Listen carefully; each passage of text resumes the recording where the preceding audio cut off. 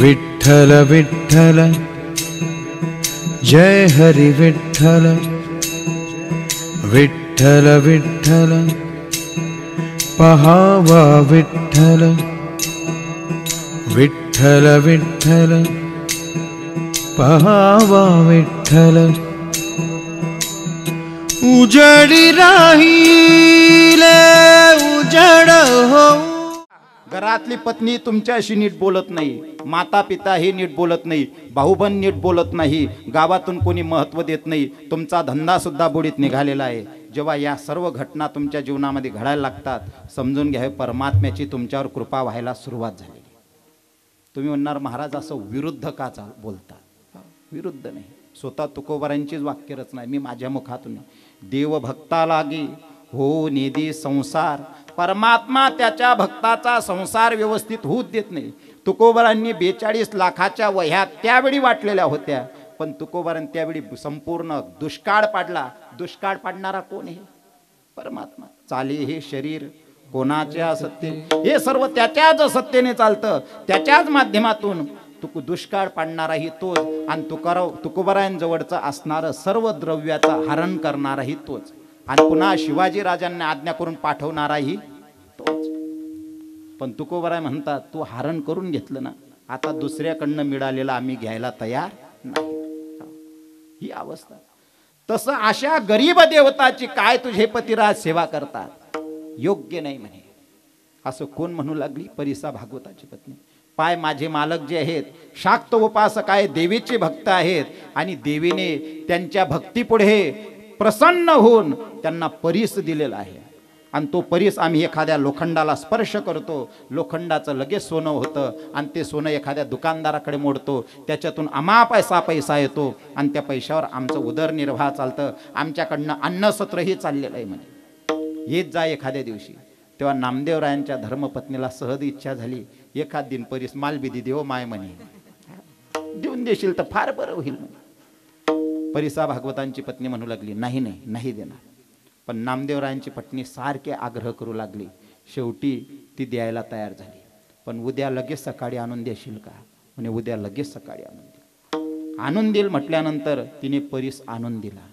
नामदेवरायांच्या पत्नीने घरामध्ये जे काही सोनं नाणं जेवढं लोखंड होतं सर्व जवळ घेतलं, त्या लोखंडाला परिसाचा स्पर्श केला, सर्व लोखंडाचं सोनं झालं, आणि सोनं झाल्यानंतर दुकानदाराकडे गेली, ते सोनं मोडलं, त्याच्या माध्यमातून काही रक्कम वगैरे पैसे तिने घरी घेऊन आली। रक्कम त्या पैशांच्या माध्यमातून किराणा दुकानावर गेली, चांगल्या प्रकारचा किराणा करून आणली, कपडेही चांगल्या प्रकारचे आणले, आणि घरी आली। सुंदर असं पुरणपोळीचा बेत त्या दिवशी नामदेवरायांच्या घरामध्ये होऊ लागला। नामदेवराय देवाची भक्ती करून मंदिरातून आपल्या घरी जाऊ लागले। पोटात भूक लागलेली, या आधाराने नामदेवराय त्या घराची पायरी चढत असताना नामदेवरायाला त्या पंचपक्वान्नाचा भोजनाचा सुगंध आला। नामदेवराय म्हणू लागले, अरे आपल्याकडनं घर तर चुकलं नाही, घर तर चुकलं नाही आपल्याकडनं, आताही माणसेच पण घर चुकावंस। आणि नामदेवरायांकडनंही त्या ठिकाणी खऱ्याच घरी गेलेले होते, तरी त्यांना घर चुकल्यासारखं वाटत होतं। घरामध्ये फक्त पंचपक्वान्नाचं भोजन झाल्यानंतर आता मोबाईलमा बोटे घालता घालता इथला गुंगवी जास हो, दुसऱ्याने पायऱ्या चढीन घर मागूत जास, आणि ती बी बिचारी माऊली शिरेल दे का मग इथली तन्मय विजायला राहस, तिला वाटणं आहे आपलं घरनंच बिलिंदर होणं। तीही त्या ठिकाणी उठते, ग्लास घेते, त्याच्या हातात देते, पुन्हा घरी त्या ठिकाणी येऊन जाते। आणि अशी परिस्थिती, कारण हा दुसऱ्याच्या घरामध्ये। पण नामदेवरायांच्या मनामध्ये ही भूमिका निर्माण झाली, आपल्याकडनं घर तर नाही चुकलं, पण घरात पाहतो तर मुलंही आपलीच दिसत आहेत, फक्त कपडे बदललेले, नवीन कपडे घातलेले। आणि नामदेवरायांनी आपल्या धर्मपत्नीला विचारलं, सांग गो नाही कोणाकडून आणलं, सांग मला। बोलू लागले नामदेवराय, एवढा अमाप पैसा कुठून आला, हे पंचपक्वान्नाचं भोजन कुठून आलं, तू सांगितल्याशिवाय मी भोजन करणार नाही। नामदेवरायांची पत्नी आग्रह करते, अहो पहिल्यांदा भोजन करून घ्या, नंतर तुम्हाला सांगते ना। नाही पहिल्यांदा सांग। तेव्हा नामदेवरायांच्या धर्मपत्नीने सांगितलं, अहो मला परिसा भागवतांची पत्नी भेटली होती, आणि तिने मला परीस दिला, आपल्या घरातलं लोखंडाला त्या परिसाचा स्पर्श झाला, त्याचं सोनं झालं, आणि त्या सोनं मी दुकानावर गेली, ते मोडून टाकलं आणि किराणा करून आणली, त्याचाच हे संपूर्ण पदार्थ। नामदेवरायांनी ते पदार्थ खाल्ले नाही, आपल्या पत्नीकडनं सर्व पदार्थ तेवढा आणलेला किराणा सर्व हिसकावून घेतला आणि गोरगरीब लोकांना, भिकारी लोकांना त्या ठिकाणी वाटून दिला. आणि पत्नीला सांगितलं, आपण रोज जी भाजी भाकर चटणी भाकर करतो ना ते कर. आणि कुठं आहे म्हणे तो परीस. परीस दाखवत नव्हती. नामदेवरायांनी जबरदस्ती तो परीस दाखवण्याचा प्रयत्न केला. परीस पाहिल्याबरोबर नामदेवरायांनी आपल्या पत्नीच्या हातातून हिसकावून घेतला आणि धावतच गेले आणि चंद्रभागेत फेकून दिला. चंद्रभागेत परीस फेकल्यानंतर परीसा भागवतांचा परीस येत नाही, अन्न सत्र चालवायचं हे याच्यासाठी पत्नीला विचारू लागले. पत्नीवर संतापले, का म्हणून दिला.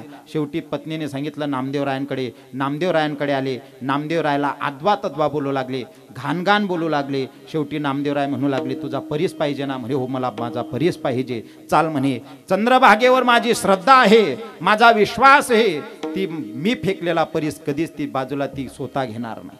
नामदेवरायांनी त्या पाण्यात उडी मारली आणि खाली जेवढी दगड त्या हातामध्ये आले रेतीचे खडे तेवढे उचलले आणि त्या परिसा भागवताला सांगितलं, याच्यातून तुझा जो असेल तो घे, कुठलाही दगड घे, तो परीस झालेला आहे. नामदेवरायांच्या हाताला स्पर्श झाल्याबरोबर त्या ठिकाणी रेतीचे असणारे मोठमोठे खड्यांचा सुद्धा त्या ठिकाणी परीस होऊ शकतो. पण संत महात्म्यांचं सामर्थ्य एवढे असताना सुद्धा त्यांनी श्रीमंतीला झुकारले नाही, श्रीमंती स्वीकारली नाही, तिला लात मारून लांब केली. म्हणून त्यांच्या ठिकाणी पैशाचं भय अजिबात नाही. वित्ते नृपालात भयम माने दैन्य भयम. मान असेल तर मानाच्या ठिकाणी अपमानाची भीती असते. पण संत महात्म्यांच्या जीवनामध्ये थुंकोनिया मान दंभे करीतो कीर्तन किंवा मान दंभचेष्टा आम्हा सुकराची विष्टा किंवा स्वतः भगवान परमात्मा अर्जुनाला सांगतात, जो ज्ञानी पुरुष असतो तो अमानित्वम असतो, त्याच्या अंतकरणामध्ये कुठल्याही मानाची आशा नसते. तुमच्या आमच्या जीवनामध्ये मान आला का अपमानाची भीती वाटते.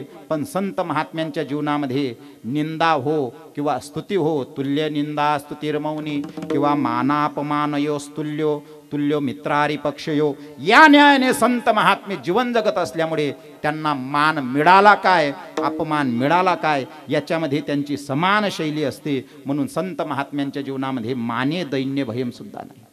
संत महात्म्यांच्या जीवनामध्ये कुठल्याही शत्रूचं भय नाही, कारण शत्रूला सुद्धा मित्रत्वाने ते वागत असतात. कारण त्यांचं जीवन म्हटलं का अद्वेष्टा सर्वभूतानां मैत्र करुणयेवच, जो सर्वभूतांचे ठाई द्वेषा ते नेनेची कही आप परो नाही चैतन्या जैसा. या तत्वाने संत महात्म्यांचं जीवन असल्यामुळे संत महात्म्यांच्या जीवनामध्ये कुठल्याही प्रकारचं भय नाही. कारण त्यांच्या जीवनातल्या अवस्था आहे, चित्त शुद्ध तरी शत्रुमित्र होती, व्याघ्रहीन खाती सर्पतया.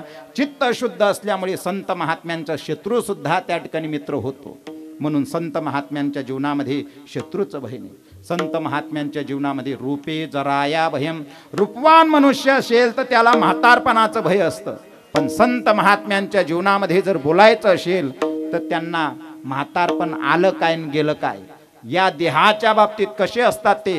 भक्त ऐसे जाना भक्त ऐसे जाना भक्त ऐसे जाना भक्त ऐसे जाना गेले आचा पाशा निवारुनी, गेले आचा पाशा निवारुनी, गेले आचा पाशा निवारुनी, गेले आचा पाशा निवारुनी. विषया तो चांगला झाला नारायण, विषया तो चांगला झाला नारायण, विषया तो चांगला झाला नारायण, विषया तो चांगला झाला नारायण. संत महात्मे म्हटल्यानंतर त्यांच्या जीवनामध्ये देहाच्या बाबतीत उदास असतात. लटिके वचन नाही देही उदासीन. ते उदास असल्यामुळे त्यांना त्या देहाबद्दलची अभिलाषाच नसते. कारण त्यांना माहिती आहे हा देह कसा आहे. जातस्य ध्रुव मृत्यूर ध्रुवम जन्म मृतस्य च किंवा देहिनोस्मिन्यता देहे यौवनम कौमारम यौवनम जरा. या पद्धतीने या देहाच्या ठिकाणी एकदा म्हातारपण येणार हे निश्चित ठरलेलं आहे. आणि ह्या सर्व गोष्टींचं ज्ञान संत महात्म्यांच्या जीवनामध्ये असल्यामुळे संत महात्म्यांना म्हातारपणाची सुद्धा भीती नाही. संत महात्म्यांना त्यांच्यापेक्षा एखादा कोणी विद्वान पंडित भेटला त्याची सुद्धा त्यांच्या जीवनामध्ये भीती अजिबात नाही. तुमच्या आमच्या जीवनामध्ये ती भीती आहे. एक असाच विद्वान पंडित दिवसा दिवा लावून त्या ठिकाणी चालत होता. आता दिवसा दिवा लावून चालत असल्यामुळे जो तो व्यक्ती त्या पंडिताला विचारायचे, का हो स्वामी, का हो शास्त्री, दिवसा दिवा लावून चालतात? तेव्हा तो व्यक्ती म्हणू लागला, मला कोणी कुठलीही शंका विचारावी, त्या शंकेचं जर मला उत्तर नाही देता आलं तर मी दिवा विझवेल म्हणे. अनेक लोक त्याला काही शंका विचारायचे, तो सहज उत्तर द्यायचा. विद्वानच होता तो, हुशारच होता. हुशार असल्यामुळे प्रत्येकाने त्या ठिकाणी तो दिवसा दिवा लावून जाऊ लागला. पण एके दिवशी रस्त्यात जात असताना शेतातून वाट होती, त्या वाटेने चालत असताना दिवसा दिवा लावून चाललेला होता. आणि एक अडाणी शेतकरी बिचारा शेतारामध्ये आपलं आवत हाकत असताना, शेतामध्ये कोळपणी करत असताना त्या शेतकऱ्याने पाहिलं आणि त्या शेतकऱ्याने लांबून आरोडे मारले, ओ पंडित थांबा. पंडित थांबले त्या ठिकाणी. म्हणे काय विचारताय? अहो पंडित दिवसा दिवा लावून चालतात, तुमच्याकडे तेल जास्त झालं का काय? कारण सूर्यनारायणाचा एवढा मोठा प्रकाश तुम्हाला त्या ठिकाणी योग्य वाटत नाही, दिवसा दिवा लावून चालतात. तेव्हा त्या पंडिताने सांगितलं, मला कुठलाही प्रश्न विचारावा, त्या प्रश्नाचं जर उत्तर मला नाही देता आलं तर मी दिवा विझवणार म्हणे. तो म्हणे असं? म्हणजे चालेल म्हणे, 5 मिनिटं थांबा म्हणे, मी प्रश्न विचारतो तुम्हाला. पंडित त्या ठिकाणी तो शेतकरी धावतच गेला आणि धावत जाऊन त्या कोळप्याला लावलेलं वरून दाबण्यासाठी जे असतं त्याला काय म्हणतो आपण, रुमणं, ते रुमणं त्याने काढलं, खांद्यावर घेऊन त्या ठिकाणी आला आणि पंडिताला म्हणू लागला, आई रुमणं मी तुमले कोठे हाणू म्हणे. काय विचारलं? हे रुमणं मी तुम्हाला कुठं हाणू? तो पंडित म्हणे, जर तंगड्यासनं नाव सांगत आहो कंबर मादी, कंबरनं नाव सांगत आहो पाठोडा मादी, पाठीचं नाव सांगत हा डोक्यात मारे. म्हणे नाही सांगतायत. म्हणे मग बंद कर दिवा. दिवा बंद करायला म्हणून कधी कधी असा आडदांडच ना नांदे कधीच लागणं पडत. आडदांड काय करतील सांगता येत नाही. एक बिल्डिंगचं काम चाललेलं होतं आणि बिल्डिंगचं काम चाललेलं असताना आणि कधी कधी आडदांड माणसं त्यांच्याजवळ युक्ती अशी काही असतात. आम्ही कीर्तनाला गेल्या गेल्या काही लोकेच न ठरेल असे, महाराज एक विचारू का? विचार ना. श्रावण बाळना मायबापनं नाव काय, तुला काय करणं शे? पण ते विचार, ते त्रेतायुगात झाले नाही ना, पण नाव सांग द्या म्हणे. पुंडलिक ना मायबाप ने श्रावण बाळना मायबाप, या 2 नावे तर विचाराशिवाय लोक राहतातच नाही. विचित्र काम आहे लोकांचं, कधी काय विचारतील सांगता येत नाही. असाच एक तो त्या ठिकाणी व्यक्ती. अनेक देशातले विद्वान इंजिनियर एकत्र आलेले होते. भव्य दिव्य अशी स्वरूपामध्ये बिल्डिंग बनवण्याचं काम चाललेलं होतं. पण 8 दिवसापासून ते काम थांबलेलं होतं. एक नागमोडी वळणाचा पाईप होता आणि त्या पाईपातून त्यांना त्या ठिकाणी दोरी टाकायची होती. आणि पाईपातून दोरी टाकायची असल्यामुळे सारखं त्यांचा प्रयत्न चाललेला होता. दोरी या पाईपातून इकडून घालायचं म्हटलं, पुढच्या वळणाच्या ठिकाणी दोरी तिथपर्यंतच पोहोचायची आणि त्या ठिकाणी थांबून जायची. मग तेवढ्यासाठी 8 दिवसापासून त्यांचं काम थांबलं. शेवटी नाईलाज झाला. आणि एक व्यक्ती गावातला अंगठे बहादूर, तो त्या इंजिनियर असले म्हणे, काम काब थांबेलशी? तू गर्व आहे रे? नाही ना, सांगा ना काम काब थांबेलशी? तो म्हणे, तू काय शिकलाय रे? म्हणे अंगठे बहादुरी. म्हणे कोणत्याच शाळेत गेलो नाही, अख्खा भारत देशमा फिर्या, मना दाखला कोठेच भेटाव नाही म्हणे तुम्ही. म्हणे मग एवढा तू जड, मग तू कशाला इथं डोक्याला ताण देतोय, घरी जा. तो म्हणे सांगा तर खरी. तेव्हा एक इंजिनियर म्हणू लागला, त्याला सांगू लागला, तुला माहिती आहे का मी कुठून डिग्री घेऊन आलेलो आहे? मी अमेरिकेतून डिग्री घेऊन आलेलो आहे. एक म्हणू लागला मी ब्रिटनमधून डिग्री घेऊन आला. एक म्हणू लागला रशियातून मी आलेलो आहे. एक म्हणू लागला मी युरोपातून आलेलो आहे.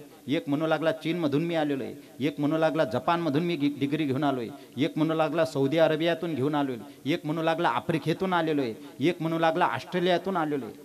असे 10-12 देशातले सर्व ही इंजिनियर आमच्या पद्धतीने अशी डिग्री आम्ही घेऊन या ठिकाणी तो प्रयत्न करतोय, तरी आमचा प्रयत्न सफल होत नाही आणि तू अंगठे बहादुरीचा तोंड खुपसतोय, जा म्हणे घरी. शेवटी त्याने सांगितलं, मला फक्त काम सांगा, तुमनं काम मी करीदा काढतो म्हणे. एक त्याला थोडीशी दया आली. तो म्हणू लागला, आमचं काम एकच आहे, हे 8 दिवसापासून जे काम थांबलेलं आहे ना म्हणे, या पाईपातून आम्हाला दोरी टाकायची. जवळजवळ तो पाईप 20 ते 25 फुटाचा आहे आणि संपूर्ण पाईप नागमोडी वळणाचा आहे आणि त्याच्यातून आम्हाला दोरी टाकायची. तो म्हणे सोपं शे. म्हणे सोपं आहे, कसं काय सोपं? तो म्हणे मी जर करून दिलं तर किती देणार म्हणे. त्या इंजिनियर म्हणे आम्ही प्रत्येक जंतुली 1-1 लाख रुपये दिसू. तो म्हणे आई भलतंच सोपं शे म्हणे 5 मिनिटं थांबा, मी आत्ताच आलो म्हणे घरून. 1-1 लाख रुपया प्रत्येकने तयार ठेवा म्हणे. ते म्हणे काही हरकत नाही, आद्या 10 जणांना 10 लाख रुपया जमा आहे. तो घरी गेला. पत्नीला म्हणे ए उंदरेस ना पिंजरा लायल शे का? ती म्हणे हा लायल शे. मग कितला पकडेल आहे? काही नाही माय म्हणे एकच घुसेल शे, पण चांगला दांडगा दिकस म्हणे. मग तोच पाहिजे म्हणे. घेतला त्या एकाला, आला तो पकडून. म्हणे दाखवा कोणती दोरी टाकणे. म्हणे आई. ती दोरी बरोबर उंदराच्या पायाला घट्ट बांधून दिली आणि पाईप मा सोड देना. उंदीर गरगरात फिरीन बाहेर निघ्या. कोण होता? इंजिनियरना बी टाया बसणार नाही तर ते 8-10 माणूस काम करी घ्या. म्हणून कधीही कोणत्याही माणसाला त्याच्या अनुभवातून कमी लेखण्याचा प्रयत्न करू नाही. तसं शास्त्री पंडित असेल तर त्याला त्याच्यापेक्षा एखाद्या विद्वानाची भीती असते.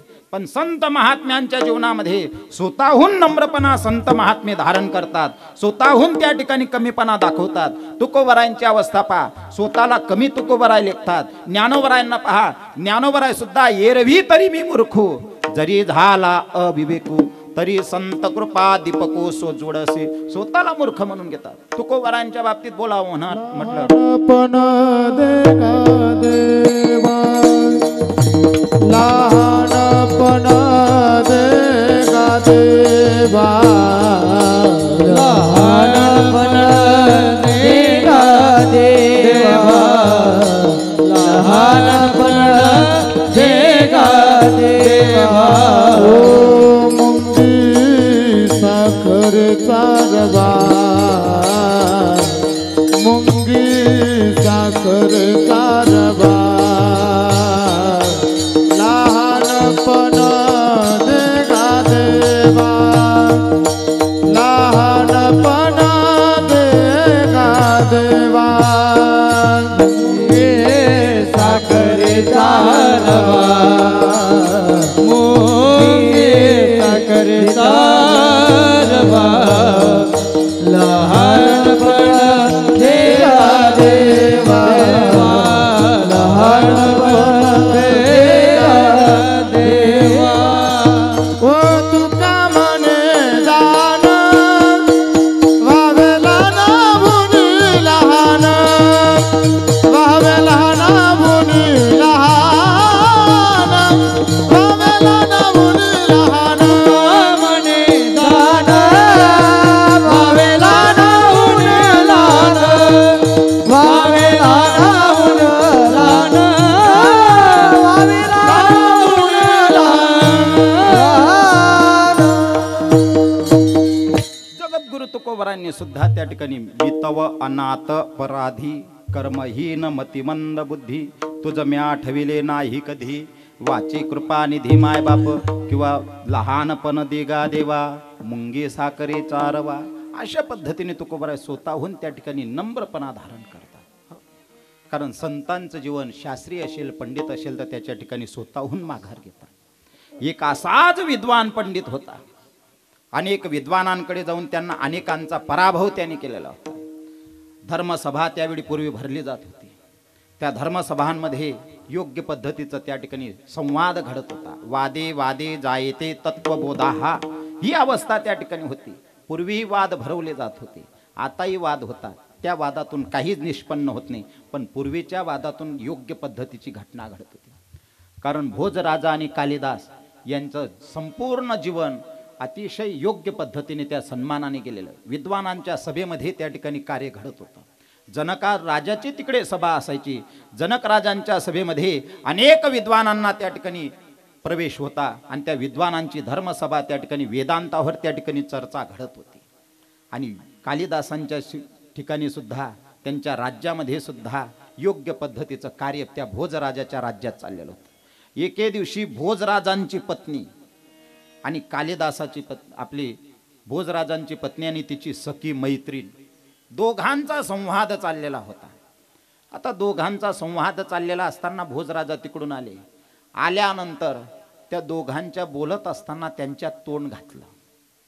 तोंड घातल्यामुळे, बोलल्यामुळे भोजराजांची पत्नी आपल्या पतीला ओ मूर्ख, ओ मूर्ख म्हणाली.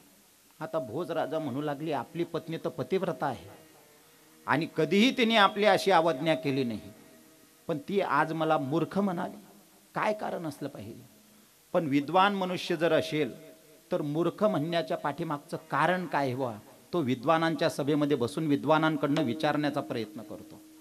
आतेनानी जर एखादानी बाई मूर्ख म्हणते तर आते तर गणकच जण काही बी म्हणले ते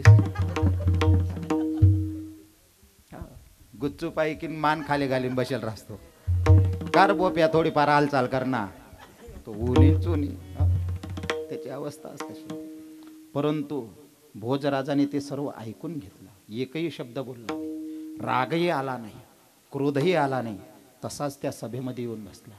अनेक विद्वान यायचे. विद्वान आले का भोजराजा, या मूर्खांनो या. आई विद्वान आले का, या मूर्खांनो आसन ग्रहण करा. प्रत्येक विद्वान पंडित विचार करायचा की कधीही राजन विद्वानांचा आदर करत होता, आज हा राजन विद्वानांना मूर्ख म्हणतोय, काय कारण आहे? पण एकही पंडित त्या राजाचा त्या ठिकाणी उत्तर देत नव्हता. आणि नंतर सर्वात शेवटी कालिदास आले आणि कालिदासालाही या मूर्ख या. तेव्हा कालिदास म्हणू लागले, मला तुम्ही कोणत्या प्रकारातला मूर्ख म्हणाले? कोणत्या प्रकारातला मूर्ख म्हणाल्यानंतर तेव्हा भोजराजा म्हणू लागले, मूर्खांमध्येही प्रकार आहेत का म्हणे. हो, मूर्खांमध्येही प्रकार आहेत. कारण समर्थ दासबोधांचं दुसरं जे प्रकरण आहे त्या प्रकरणामध्ये मूर्ख नावाचा समास आहे. पूर्ण 10च्या 10 स्तबकांमध्ये 10च्या 10 समासांमध्ये मूर्खाची लक्षणं सांगितली. पहिलंच मूर्खाचं लक्षण प्रतिपादन करत असताना समर्थ रामदास सांगतात, जो जन्मला जयाचे उदरी, तयाचा विरोध जो करी, शेकी मानिली अंतुरी तो एक मूर्ख. काय म्हणाले? ज्यांच्या पोटातून तुम्ही जन्माला आलेले आहात त्यांचा विरोध करणं आणि पत्नीलाच महत्वाचं स्थान देणं, असा जो वागतो हे त्याला मूर्ख म्हणावं. विठ्ठल विठ्ठल विठ्ठल विठ्ठल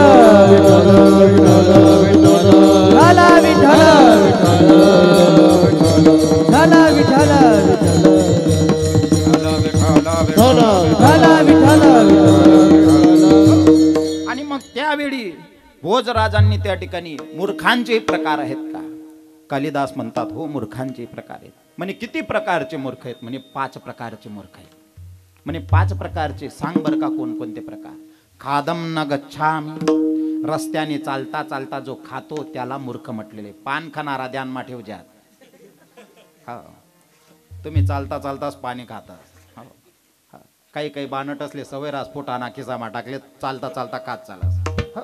खादम न गच्छामी, हासन न जल्पे, बोलत असताना बोलता बोलता जोरजोरात हसणारा. कारण त्याचं बोलणंही समजू देत नाही. एकता अगोदर हसून घ्यावं, नंतर बोलून घ्यावं. पण बोलता बोलता हसणारा जो आहे त्यालाही मूर्ख म्हटलेलं आहे. तिसरा मूर्ख कोणाला सांगितलं? गतम न शोचामी, गेलेल्या गोष्टीचा पुन्हा पुन्हा जो खेद करतो त्यालाही मूर्ख म्हटलेलं आहे.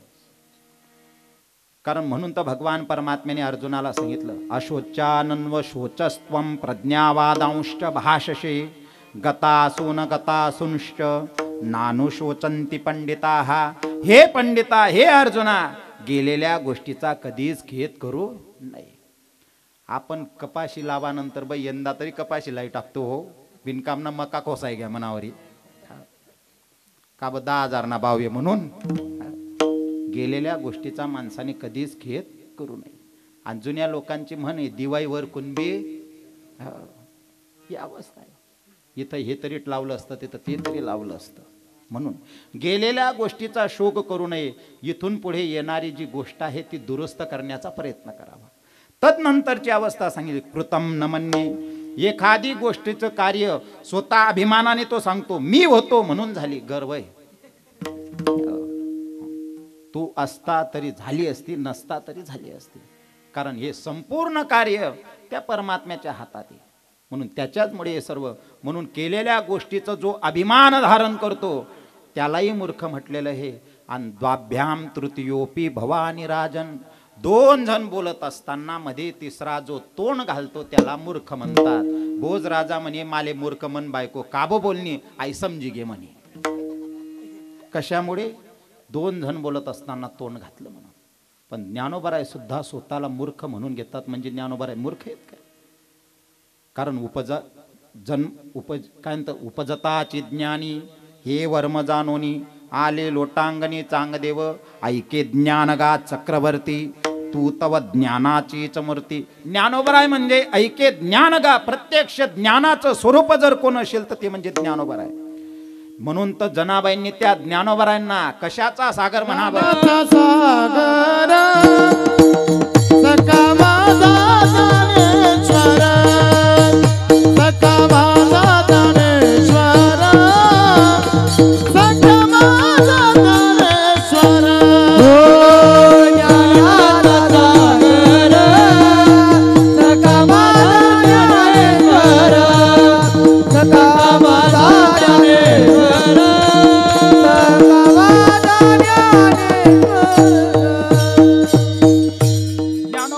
जीवनातले हे असे अनेक प्रसंग आहेत.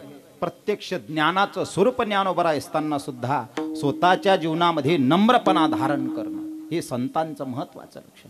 असा जे एक शास्त्री पंडित विद्वान अनेक ठिकाणून त्याने ज्ञान अध्ययन करून अनेकांच्या सभांमध्ये तो जायचा. अनेकांना त्याने पराभूत केलेलं होतं. आणि प्रत्येक पंडित पराभूत झाल्यानंतर त्यांच्याकडनं लेखी पत्र घेत होता. आणि सर्व फिरून आल्यानंतर आपल्या मातोश्रीच्या जवळ आला. मातेचं दर्शन घेतलं ना आईला सांगू लागला, आई साहेब, अख्ख्या जगातल्या विद्वानांचा पराभव तुझ्या मुलाने केलेला आहे. काशीतून विद्वान पदवी त्या ठिकाणी पंडित्याची पदवी घेऊन अनेक पंडितांचा पराभव करून अनेकांचा पराभव केलेले ही सर्व पत्र तुझ्या समोर आणलेली. आई म्हणू लागली असं? म्हणे हो आई. पण आई म्हणू लागली, अरे तू अजून आपल्या गावातल्या सामान्य जो कबीर आहे, जेव्हा कबीर महाराजांना पराभूत करून येशील ना तेव्हा मी म्हणेल की तू खरोखर पंडित आहेस, खरोखर तू विजयी आहेस, खरोखर तू ज्ञानी आहेस. तो म्हणू लागला काही हरकत नाही. आता जातो पण कबीर महाराजांकडे. गेला कबीर महाराजांकडे. महाराज, मी काशीचा विद्वान पंडित आहे. अनेकांनी मला हे पत्र दिलेले आहेत. अनेकांचा पराभव मी केलेला आहे पांडित्यामध्ये. आणि तुम्हाला जर माझ्याबरोबर वाद घालायचा असेल वादास तयार व्हा, नाही तर मला पत्र लिहून द्या. कबीर महाराज म्हणू लागले, बाबा मी तुझ्याबरोबर काय वाद घालत नाही. राये उभा वादावादी तरी फंदी सापडेना, काहीच मिळणार नाही. त्याच्यापेक्षा तुला 100 पत्र लिहून देतो. कबीर हारले, पंडित जिंकले. कबीर महाराजांनी पत्र लिहून दिलं. पंडित हारले, पंडित जिंकले, कबीर हारले. पत्र घेऊन मातेच्या समोर गेला. आई साहेब, कबीर महाराजांचाही पराभव केला. म्हणे उघडून पत्र वाचून दाखव म्हणे. पत्र उघडलं, वाचायला लागला. त्या पत्रात होतं पंडित हारले, कबीर जिंकले. पुन्हा कबीर म्हणे, बाळा काय हे? पुन्हा त्या ठिकाणी गेला कबीर महाराज, चुकीचं पत्र तुम्ही लिहून दिलं. महाराजांनी पुन्हा त्या ठिकाणी कबीर हरले हरले हरले, पंडित जिंकले जिंकले जिंकले अशा पद्धतीने लिहून दिलं. म्हणे वाचून घे इथंच. पुन्हा त्याने त्याच ठिकाणी वाचलं. पुन्हा आईच्याकडे गेला. पुन्हा आईने सांगितलं, जरा उघडून पत्र वाचून दाखव. पुन्हा त्या ठिकाणी कबीर जिंकले जिंकले जिंकले, पंडित हारले हारले हरले. अक्षर कोण बदलतं हे? शेवटी कबीर महाराजांचा अधिकार त्या पंडिताला कळाला. पंडित कबीर महाराजांच्या चरणारविंदी नतमस्तक झाला आणि कबीर महाराजांच्या समोर नम्र होऊन त्याने अहंकार त्या ठिकाणी सोडला आणि कबीर महाराजांनी त्याला अनुग्रहित केलं. सांगायचा मुद्दा काय? संत महात्मे स्वतःहून त्या ठिकाणी नम्रपणा धारण करतात. म्हणून त्यांच्या ठिकाणी पांडित्याचं सुद्धा भय त्यांच्या जीवनात नाही. तदनंतरचं भय सांगितलं. तपस्वी माणसाच्या ठिकाणी त्याच्या इंद्रियांचं भय असतं. पण संत महात्मे म्हणतात, काम क्रोध बंदी खानी तुका म्हणे दिले दोन्ही, इंद्रियाचे धनी आम्ही झालो गोसावी. म्हणून आम्हाला त्या इंद्रियांचंही भय धारण करण्याचं काम. कारण करिता तपे काम क्रोध खवडते. जेवढा जेवढा मनुष्य तपस्वी तप करण्याचा प्रयत्न करतो तेवढं तेवढं त्याच्या जीवनामध्ये काम आणि क्रोध वाढत जात असतो. म्हणून तो कामना आणि तो क्रोध शांत करण्यासाठी तपस्वी माणसांच्या आज आपण पाहतो लहान लहान गोष्टीसाठी अनेकांनी ऋषीमुनींनी शाप दिलेले आहेत मोठमोठ्यांना. परमात्म्याला सुद्धा शाप दिला, सर्वांना शाप त्या ठिकाणी दिला. नारदांनी भगवान विष्णूला शाप दिला होता, तू मला हरीसारखं मुख दिलं. हरी शब्दाचे दोन अर्थ होतात. हरी म्हणजे एक परमात्म्यासारखं रूप असणं, तो म्हणजे हरीसारखा, आणि दुसरं हरी म्हणजे वानर, वानरासारखं. परमात्म्याने वानराचं रूप दिलं. पण हे परमात्मा, ज्या वानराचं रूप मला देऊन माझा अवमान तू केलेला आहे, तुला त्रेतायुगामध्ये वानरांचं सहकार्याशिवाय तुला तुझी स्वतःची पत्नी सुद्धा सोडवता येऊ शकत नाही. विठ्ठल विठ्ठल विठ्ठल विठ्ठल विठ्ठल विठ्ठल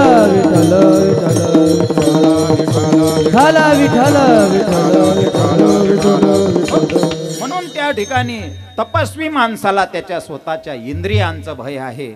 आणि शेवटी काये कृतांतात भयम, या शरीराला काळाचं भय सांगितलंय. कारण हे शरीर कसं आहे, हे नष्ट होणार आहे. उपजेते नाशे नाशिले ते पुनरपी दिसे, ये घटिका यंत्र तैसे परिभ्रमेगा. की हे शरीर कसे नाशिवंत देह जाणार सकळ, आयुष्य खातो काढ सावधान, किंवा न्याहाडीपा केवडा पसरला असे चवडा, करोनिया माझी वडा आकार गजू. असं हे अवघाचे आकार ग्रासेला काढे. या काळाने या संपूर्ण देहाचा आकार त्या ठिकाणी ग्रास केलेला आहे. या काळाने आजपर्यंत कोणालाही सोडलं नाही. आणि म्हणून त्या ठिकाणी भर्तृहरी म्हणतात, काये कृतांतात भयम, या शरीराला काळाचं भय. पण संत महात्म्यांच्या जीवनाच्या बाबतीत जर बोलायचं म्हटलं, काड गुलाम सलाम करी, तुकया घरी राबत असे, किंवा तुका म्हणे काड आता करू न शके बड. कारण तुका म्हणे काढा हाना तोंडावरी, भाता भरा हरिराम बाणी. त्या काळाने आजपर्यंत कोणालाही सोडलं नाही. पण संत महात्म्यांच्या समोर त्या काळाचं काही चाललं नाही. म्हणून तुकोबरा म्हणतात, या संत महात्म्यांना या शरीराची सुद्धा या काळाची सुद्धा भीती नाही. मग संत महात्म्यांचं जीवन का, या सर्व गोष्टी त्यांच्या जीवनामध्ये का म्हणून भीतीयुक्त नाहीत, त्याच्या पाठीमागचं कारण जर कोणतं असेल तर त्या विष्णुपदाचा अभिलाष संत महात्म्यांनी केल्यामुळे त्यांच्या जीवनामध्ये कोणत्याही प्रकारचं भय नाही. विठोबार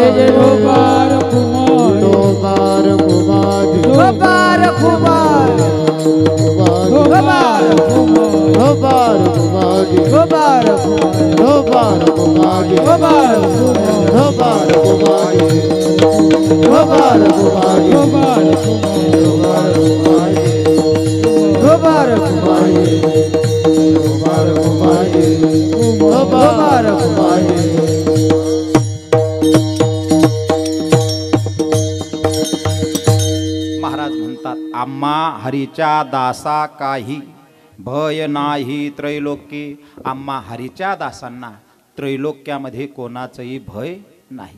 नाटाचा तुकोबरायांचा एक अभंग आहे, हरी तैसे हरीचे दास, नाही भय चिंता मोह आस. हरी ज्या पद्धतीने असतो त्याच पद्धतीने संत सुद्धा असतात.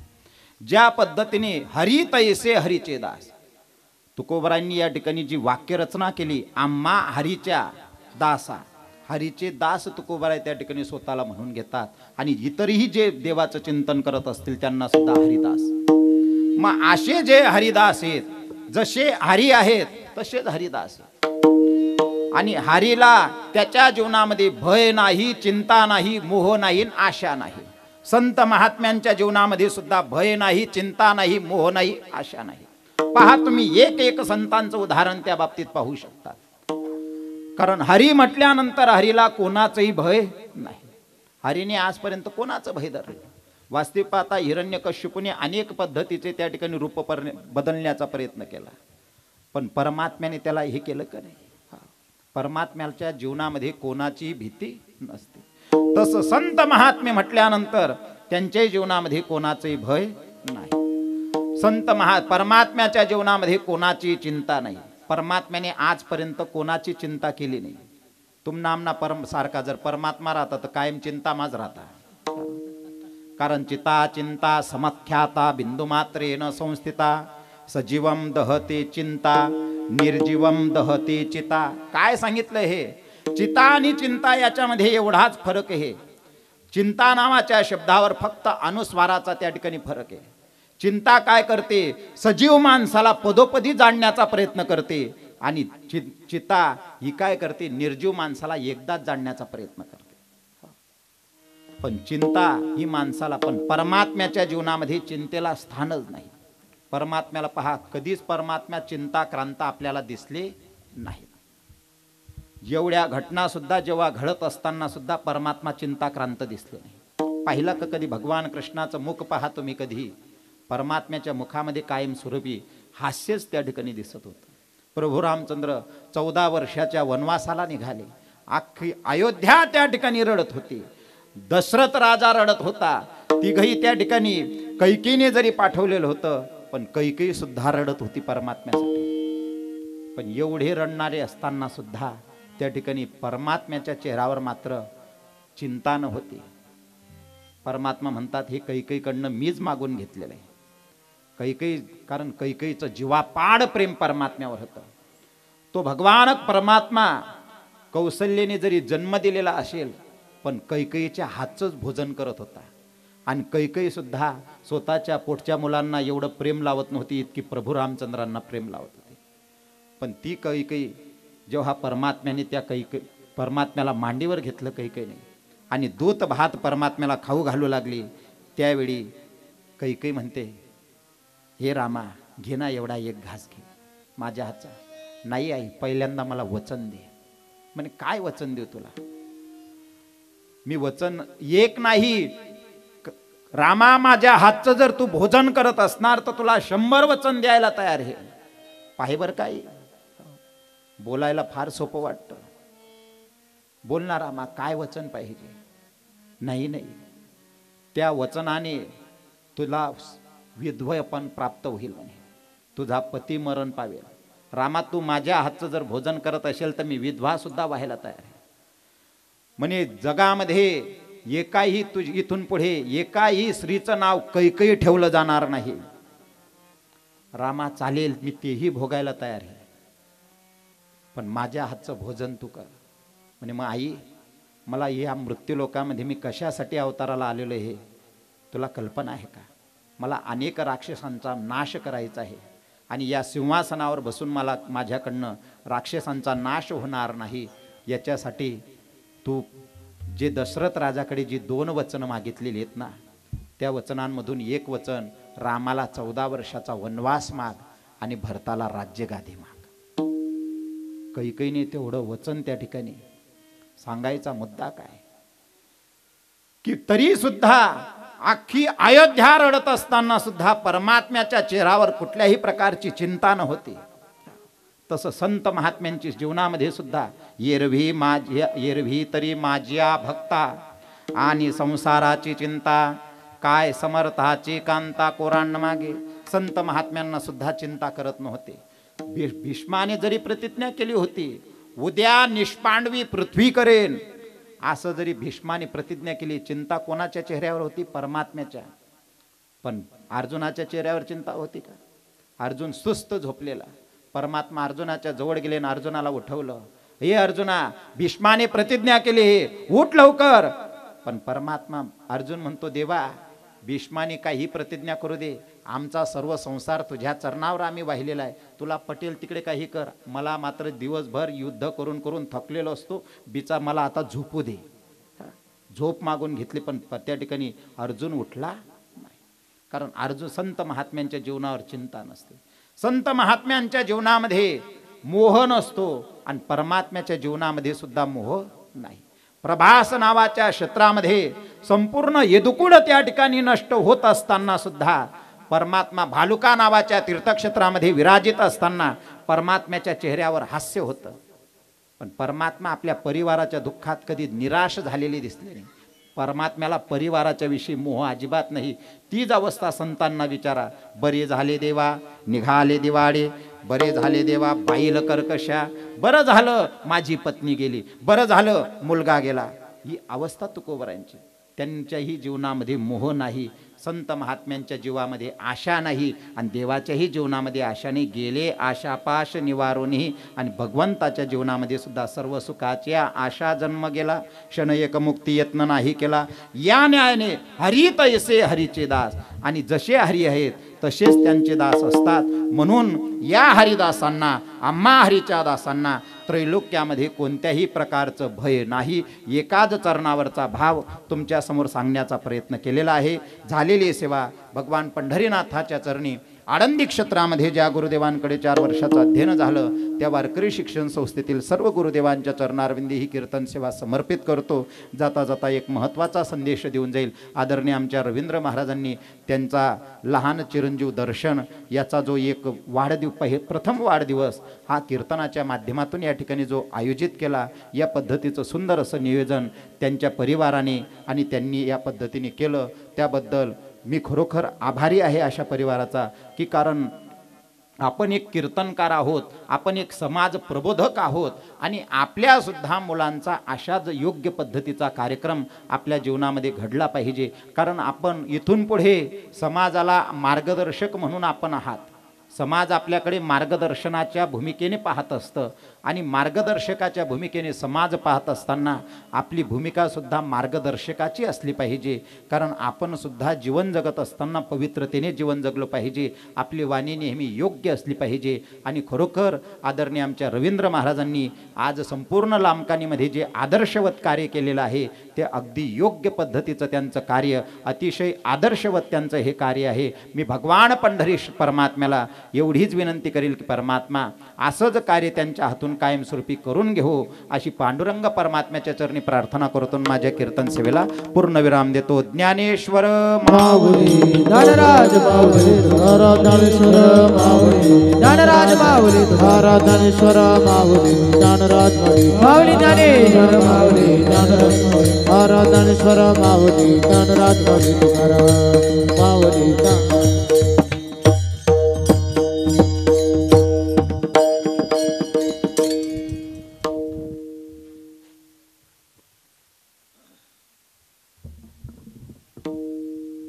रामकृष्ण हरी मंडळी,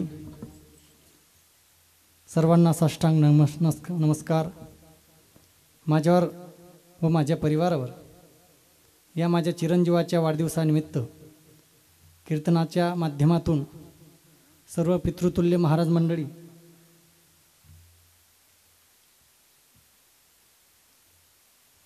मी या ठिकाणी कीर्तनाचा कार्यक्रम आयोजित केला आणि त्या कीर्तनासाठी माझ्यावर नितांत प्रेम करणारे सर्वच ग्रामस्थ, हरिभक्तपरायण ज्ञानेश्वर महाराज भजनी मंडळ, तसेच गावकरी मंडळी व परिसरातील पंचक्रोशीतील रेवाडी म्हणा, जवळच साळवे गाव म्हणा, खर्दे तलवाडे म्हणा, या ठिकाणून भजनी मंडळ या ठिकाणी कीर्तनाच्या माध्यमातून सहभाग घेतला म्हणून मी त्यांचा ऋणी आहे.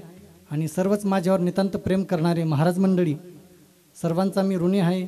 असंच प्रेम माझ्यावर राहू द्या ही माऊली चरणी प्रार्थना, तुमच्या चरणावरती प्रार्थना. 2 मिनटं महाराज वामन महाराज हे देखील 2 शब्द सांगतील शांतचित्ताने ऐकावं. तोपर्यंत कागद वाटा, प्रसाद द्या.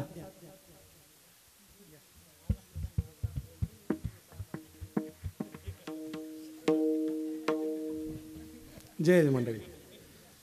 भगवंताच्या कृपेने, साधू संतांच्या आशीर्वादाने आमचे लहान गुरुबंधू हरिभक्तपरायण रवींद्र महाराज यांना आळंदीमध्ये जाण्याचं सद्भाग्य मिळालं आणि या निमित्ताने त्यांनी आपल्या जीवनामध्ये जी संप्रदायाची समाजाची सेवा प्रारंभ केली.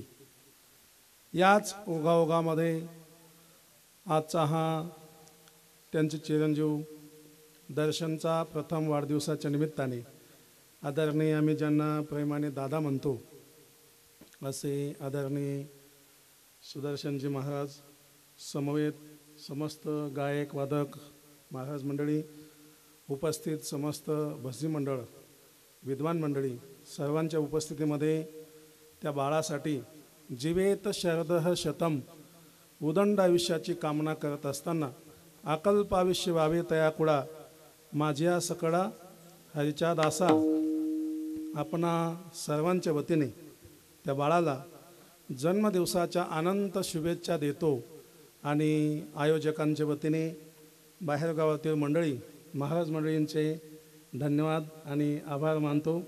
जय श्रीराम.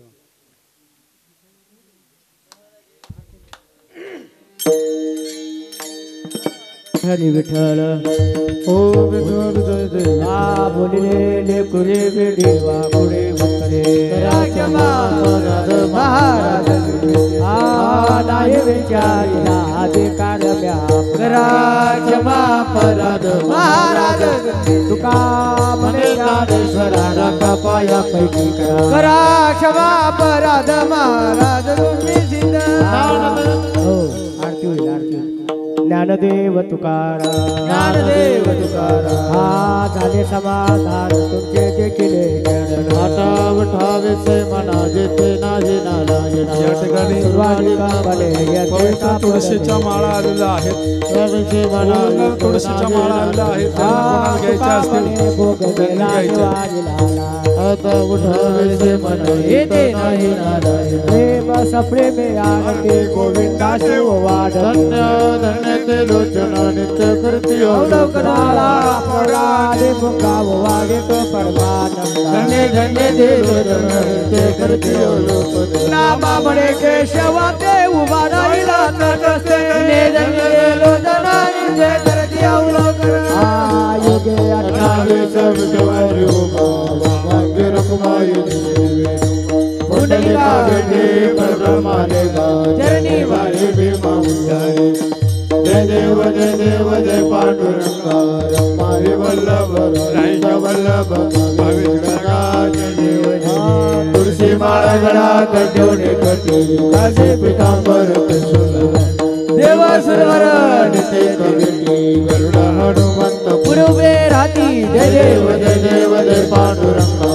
रुक्माई वल्लभ राजा वल्लभ भाविका जय देव आषाढ कार्तिकी भक्तजन येती ज्ञानद करती दर्शन मात्र दया होय केशवाशी नामदेव भावे हो जय देव जय पांडुरंग माई वल्लभ राईच्या वल्लभ भावे जय देव आरती दान राजा भाग्यवंत तेजा सेवजी तद म्हणू वेदला माझा आरती दान राजा दान दगे हितने कोणी अवतार पांडुरंग नाव ठेविले नारी आरती दान राजा प्रभुये बोले विश्व ब्रह्माजी गेले राम जनार्दनी चरणी मस्तकले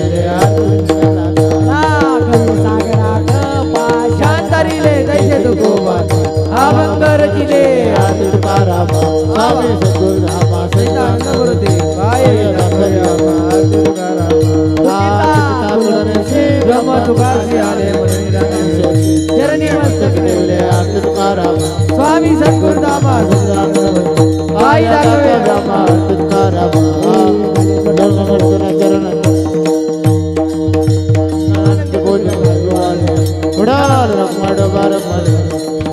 मागणे ते तुझ्या प्रति या संताशी निरवी हेची मजे तुझे काही न मागू देवा तुका मने आता उदार तू होये मज ठेवी पाजी या संताशी निरवी हेची मज देजे आणि तुझे काही न मागू ज्ञानदेव तुकाराम ज्ञानदेव तुकाराम देव तुकाराम ज्ञानदेव तुकाराम तुकाराम ज्ञानदेव तुकाराम ओरिजिनल तुळशीच्या माळा पाहिजे असतील कृपया त्यांनी वामन महाराज यांच्याशी संपर्क साधावा. या ठिकाणी सगळेच महाराज मंडळींचं तसेच आपण हरिपाठाचं पुस्तक सुद्धा आणलेलं आहे. ज्यांना पाहिजे असतील त्यांनी घेऊन जा. समस्त महाराज मंडळींच्या उपस्थितीमध्ये एक बाल कीर्तनकार हरिभक्तीपरायण मुक्ता दिदी सुद्धा या ठिकाणी उपस्थित आहेत आणि सर्व महाराज मंडळींसाठी आपण एकदा टाळी वाजवून अभिनंदन करावं. ज्यांना तुळशी